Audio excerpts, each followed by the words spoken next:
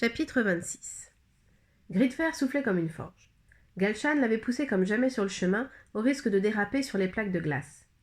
Terrés dans le recoin le plus abrité du plateau, les moutons s'écrasaient les uns contre les autres. Il n'en restait qu'une cinquantaine, à bêler de froid et de faim. Du premier coup d'œil, Galshan se rendit compte que Baitar ne s'était pas occupé d'eux. Nulle part la croûte de glace qui se reformait chaque nuit depuis le Davar Djouk n'avait été piochée. Les pattes en sang, certaines bêtes s'épuisaient à la crever à coups de sabot. La plupart étaient trop faibles pour même s'y essayer. « Atas, Baitar !» Quelques bêtes bêlèrent, mais aucune voix ne lui répondit. Le visage et les membres sciés par le froid, Galshan fit le tour des pâtures au galop. Baitar n'était nulle part. La pierre à loup se dressait là où la veille le vieux l'avait installée. L'absence de vent la rendait muette. Vers les crêtes, le bleu délavé du ciel restait infiniment vide. Plus aucune trace des vautours ni même de coudage. Gridfer progressait à pas lents dans un chaos de roches et de neige. Pétrifié de froid, Galshan observait le sol à la recherche du plus petit signe du passage de Baitar. Rien ne permettait de dire qu'il était venu par ici. Et pourtant, à moins de descendre sur Tsagung, il n'avait pas pu aller ailleurs. De temps à autre, elle l'appelait et sa voix résonnait étrangement dans l'air glacé. Vers midi, le froid se fit moins âpre, mais Galshan savait que d'ici 3 heures, lorsque le soleil disparaîtrait derrière les escarpements rocheux, la température redeviendrait intolérable. La peur et le froid étaient frères et sœurs.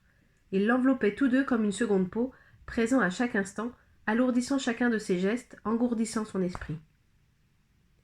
Le plateau se rétrécit en un défilé rocheux, plus resserré où le jour pénétrait difficilement.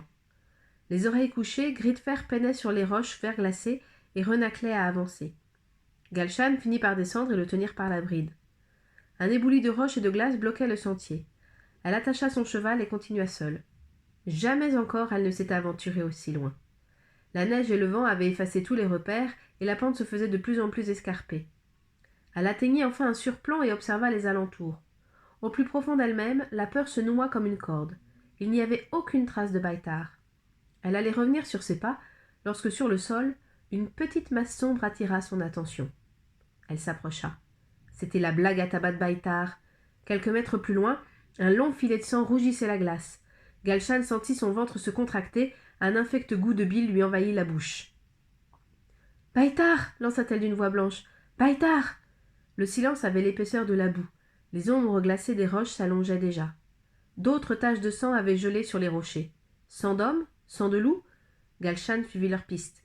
Elle ne ressentait plus le froid, mais une effroyable douleur lui broyait la poitrine. La peur l'étouffait. Derrière les rochers, un froissement d'ailes la fit sursauter. Un vautour se dandinait comme une grosse marionnette. Le bec en avant, d'autres approchaient à pas compter d'une silhouette adossée à la roche, prêt à foyer sa chair. Baitar les repoussa d'un geste exténué. Son bras gauche pendait, inerte, déchiqueté jusqu'à l'épaule. Galshan se précipita. « Atas, Atas !» Baitar tourna la tête. Les vautours s'enfuirent dans un vacarme d'ailes et de plumes. Galshan s'agenouilla, et la tête du vieil homme retomba sur son épaule. Chapitre 27. Baitar pesait des tonnes. Le bras passé sur son épaule valide, Galshan le portait plus qu'elle ne l'aidait à marcher. Chaque seconde l'alourdissait, et tous les 4 ou 5 pas, elle devait s'arrêter pour reprendre haleine, le dos broyé par le poids du vieil homme. À demi conscient, Baitar geignait comme un animal blessé. Le soleil déclina, plongeant lentement le défilé dans un froid d'acier. Galshan ne sentait plus rien, son visage était dur comme de la pierre. Elle devait absolument retrouver Gridfer avant que le soleil ne s'efface derrière les crêtes. Des myriades de points lumineux dansèrent devant ses yeux. À bout de force, elle adossa Baitar contre un rocher. Sa respiration était de plus en plus irrégulière. Il délirait. « La bête !» jeta-t-il terrifié. « La bête ! Elle revient !» Sa tête dodelinait d'un côté à l'autre comme pour chasser un mauvais souvenir. Elle tenta de l'apaiser, mais les yeux fixes, l'air hagard, il semblait ne pas l'entendre. « La bête ! Elle va revenir !» Galshan aspira une goulée d'air glacé et effleura le bras blessé du vieil homme. Il avait perdu ses gants et sa chair était violacée de froid. Sa blessure avait la précision d'un coup de couteau, comme si le cuir épais de son deal avait été découpé par une lame. Plus haut, la plaie se divisait en 4 sillons bien parallèles, puis se fondait en une répugnante bouillie de chair et de sang. « Comme un coup de griffe », pensa d'abord Galshan. Et puis, en un éclair, « Mais les loups ne griffent pas, ils mordent !» Si ce n'était pas un loup qui avait attaqué Baitar, alors qui ? Cette bête qui le hantait dans ses fièvres ? Galshan la regarda. Il avait les yeux et respirait lourdement. Le vent se leva et avec lui le hurlement de la pierre à loup. Galshan se redressa d'un bond pantelante. La peur ressurgissait. Elle l'envahit comme une coulée de boue. De toutes ses forces, elle tenta de lui résister. L'éboulis de roche qui se dressait devant eux était le dernier obstacle avant Gris de Fer. Elle repassa son bras sous celui de Baïtar. Jamais il n'avait paru si pesant. Il poussa un gémissement et tenta de faire quelques pas, mais il y renonça bientôt, et s'écroula de toute sa masse contre Galshan. Elle le traîna dès lors comme un poids mort, s'aidant de la carabine chinoise comme d'un bâton. Un pas, 2, 3. Gris de Fer est tout proche, reprendra Laine. Juste derrière ces rochers.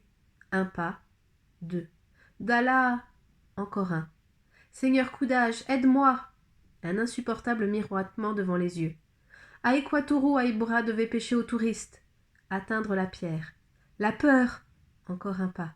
La peur. Elle prit subitement conscience d'un regard braqué sur elle. 2 pointes, appuyées contre sa nuque. Un filet de sueur glacée coula le long de son dos. Lentement, Galshan appuya Baïtar contre une pierre et se retourna. La bête. À demi dressée sur un rocher, les muscles frémissant sous son épaisse fourrure tachetée de noir, elle se fondait presque avec les couleurs de la pierre. Sa longue queue touffue fouettait l'air glacé. Elle bâilla en dévoilant une terrible rangée de crocs et avança à pas comptés jusqu'au bord de la roche, ramassée sur elle-même, prête à bondir. La menace silencieuse de ce regard jaune et vert paralysait Galshan. Jamais elle n'avait vu une telle bête. « Fuis, Galshan !» murmura Baïtar derrière elle, si faiblement qu'elle le devina plus qu'elle ne l'entendit. De la main droite, il esquissa un imperceptible geste. « Laisse-moi !» Avec elle, jeta-t-il dans un souffle. La bête se figea, parfaitement immobile, de la pointe des oreilles à celle de la queue. Son attention s'était reportée sur Baïtar. Galshan tremblait comme une feuille, les doigts crispés sur la carabine. La carabine. C'était leur seule chance. Très lentement, sa main descendit le long du canon. Elle sentit sous sa moufle le pontet, la détente, et entreprit de remonter l'arme, centimètre par centimètre. En face, le fauve n'avait pas bougé. Il émettait une sorte de grondement grave et continu, les yeux mi-clos. La carabine était maintenant à hauteur de son épaule, mais elle ne pouvait pas tirer avec sa moufle. Il fallait l'ôter. L'arrière-train de la bête oscillait de gauche à droite, dans la même posture qu'un chat prêt à bondir. Son grondement vira à l'aigu. La moufle de Galshan tomba par terre avec un bruit mat, et l'animal se redressa à demi. Avec des gestes très lents, Galshan tenta malhabilement d'épauler. Jamais de sa vie elle n'avait utilisé d'arme. Le canon remontait peu à peu vers le fauve. « Pas chargé !» murmura Baïtar, et sa tête retomba lourdement sur sa poitrine. Les griffes de la bête se crispèrent sur le rebord de la roche. Galshan ferma les yeux. Un vrombissement taillada soudain l'air. Une masse sombre fondit du ciel. Surprise, la bête se rétracta en feulant. Le seigneur Coudage écarta les ailes au dernier moment et la frôla avant de remonter en chandelle vers le ciel. Le coup de griffe du fauve jaillit alors que Coudage était déjà à plus de 30 mètres. Et lorsqu'il replongea vers le sol avec un cri perçant, en quelques bonds souples, la silhouette de la bête disparut derrière la grisaille des rochers. Elle abandonnait. Tout s'était déroulé en quelques secondes. Si vite que Galshan resta un instant la carabine pointée sur le vide, à se demander si elle n'avait pas rêvé.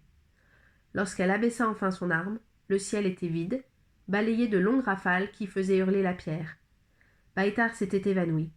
Quelque part, Gris de Fer hennit en sentant l'odeur toute proche de Galshan. Fin du chapitre.